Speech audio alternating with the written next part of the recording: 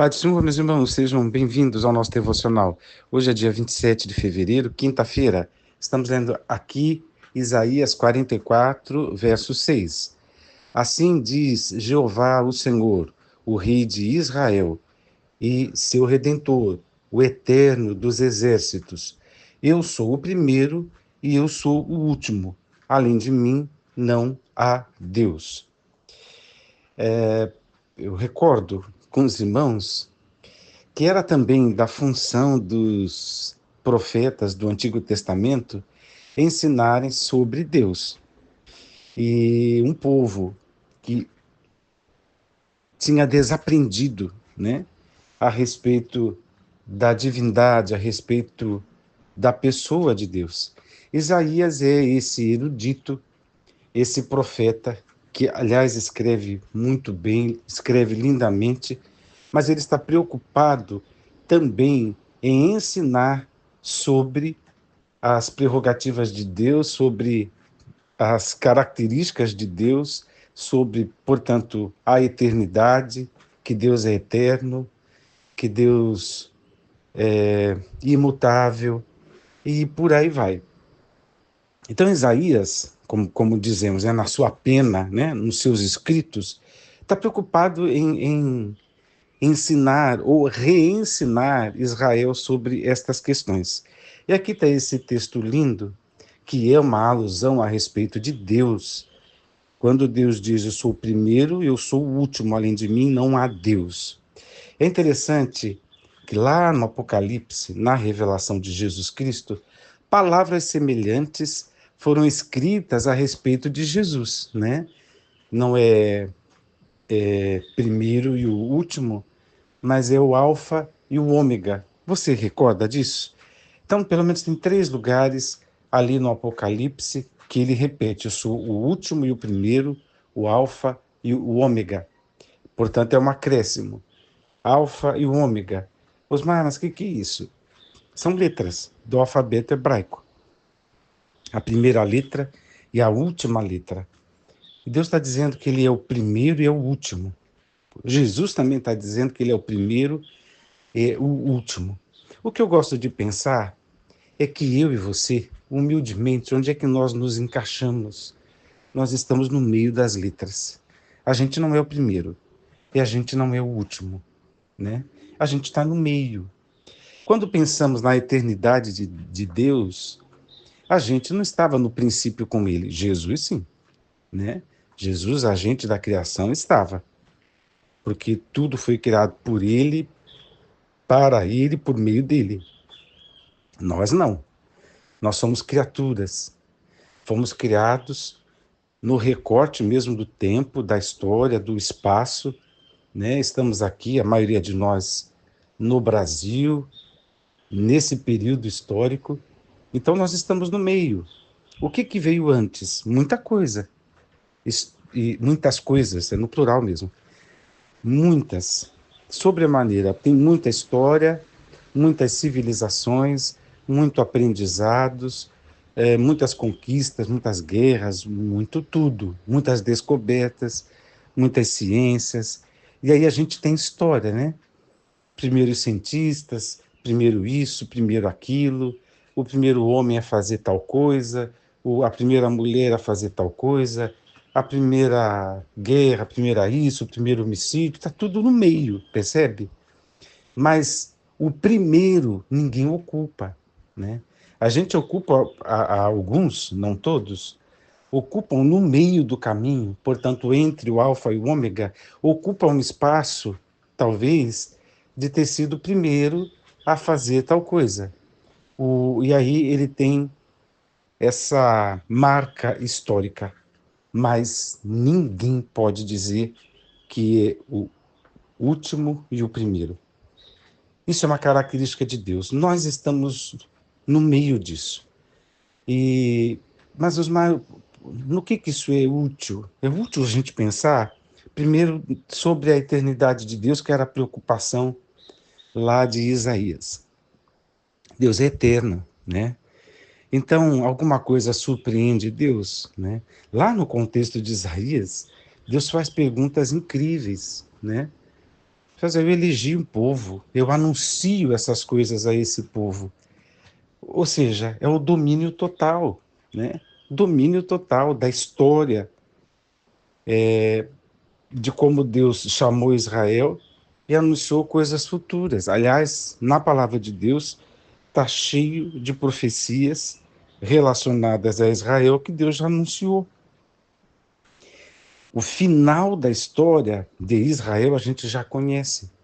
Por quê? Porque o Deus que é Alfa e Ômega, princípio e fim, já anunciou. Então, para pensar que tudo entre o Alfa e o Ômega está no controle de Deus, né?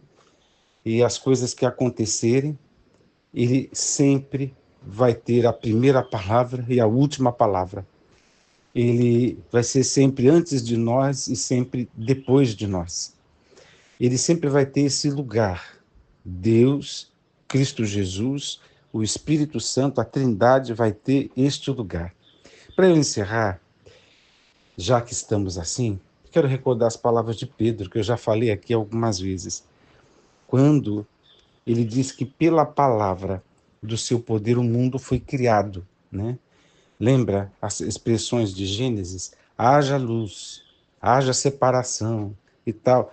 Pela palavra do seu poder, as coisas do nada surgiram, a matéria, etc. E a palavra de Deus diz que o Senhor sustenta o mundo criado. Mas a gente tem lá adiante o apóstolo Pedro dizendo que o mundo, que uma vez foi submerso pelas águas, vai ser enrolado, né? E o fogo vai destruir esse mundo que a gente conhece. E no Apocalipse e as indicações de Pedro diz que Deus fará um novo céu e uma nova terra. Bom, são informações.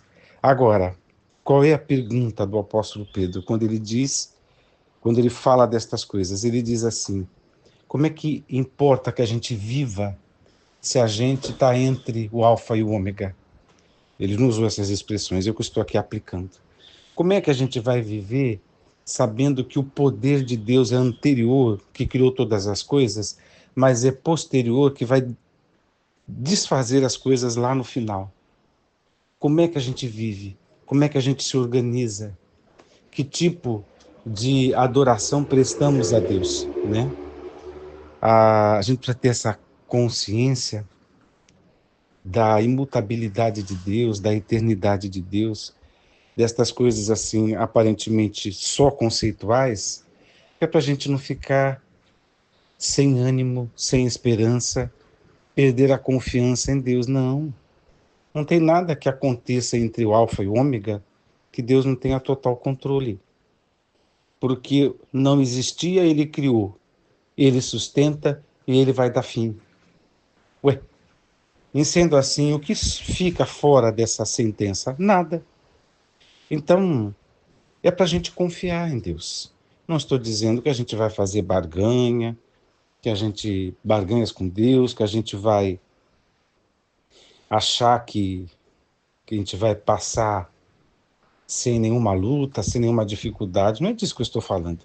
Mas eu estou dizendo que na hora de orarmos, dobrarmos os nossos joelhos, tem que pensar que nós estamos servindo o alfa e o ômega, que a nossa vida, tão valorizada por Deus, apenas está entre o alfa e o ômega, apenas está entre o princípio e o fim. Nós somos mais um, apenas mais um entre o começo e o fim.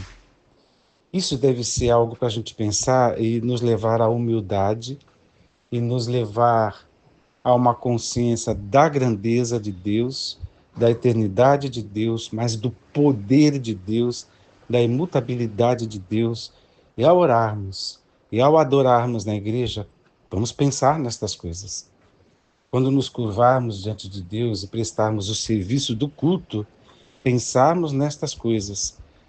Porque quando pensamos assim, logo a gente se arranja, se fixa, se assenta no nosso lugarzinho, que eu não vou dizer insignificante, porque a cruz do Calvário nos dignificou, né?